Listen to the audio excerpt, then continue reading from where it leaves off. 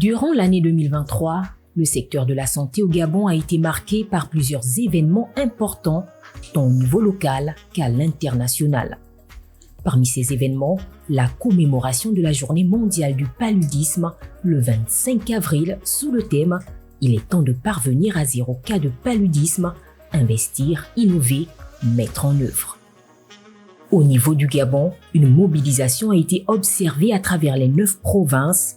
Les autorités du Gabon, à travers le Programme national de lutte contre le paludisme, ont intensifié des campagnes de sensibilisation, surtout auprès des maires, sur les moyens de protection bien connus pour lutter contre le paludisme, comme dormir sous des moustiquaires imprégnés, nettoyer les alentours des habitations et bien d'autres.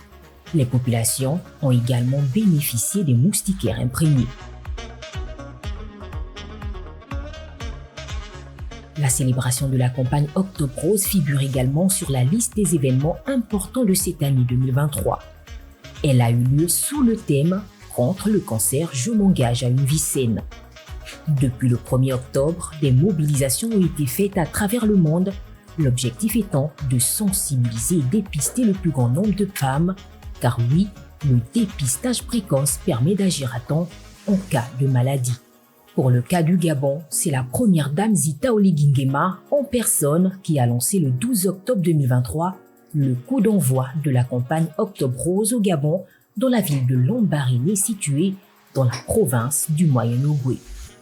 Il s'agissait là de la 10e édition de cette campagne.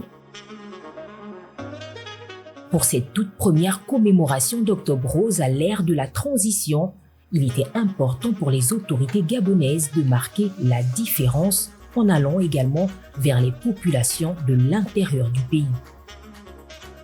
Après la ville de Lambaréné, les délégations du ministère gabonais de la Santé et des Affaires sociales se sont tour à tour rendues dans les provinces de Langounié et Lanyanga, précisément dans les villes de Mouila, Dendé et Tchibonga, avec pour but de rencontrer le plus grand nombre de femmes et par la même occasion s'enquérir de l'état actuel des structures hospitalières. Un même engouement a été constaté lors de la campagne Novembre Bleu, destinée cette fois à la lutte contre les cancers masculins. Cette année, la 4e édition de la lutte contre les cancers masculins s'est faite autour du thème « Lutter contre les cancers, un devoir de responsabilité pour vivre mieux ». Dans le souci d'inclure les populations de l'intérieur du pays dans cette lutte contre les maladies liées au cancer, la campagne Novembre Bleu a été officiellement lancée dans la capitale économique du pays, à Port-Gentil, dans l'Ogooué maritime. Durant cette année, la campagne Novembre Bleu s'est fixée comme objectif principal de sensibiliser au moins 15 000 hommes à travers le Gabon.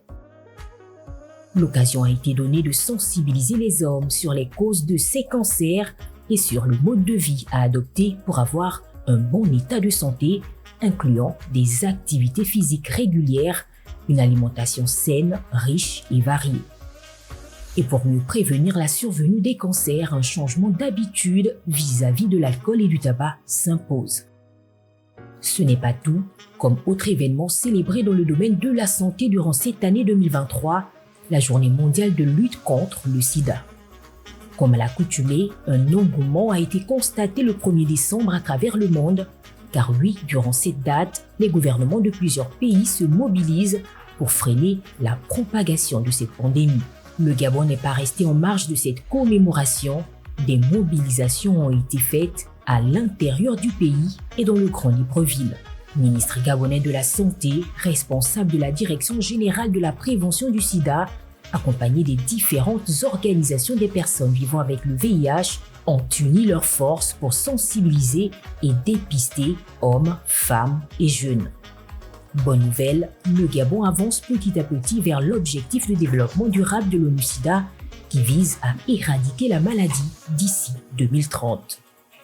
Le pays enregistre une nette amélioration en matière de prise en charge puisque le taux de personnes infectées a baissé de 3,6% en 2021 contre 4,1% en 2012.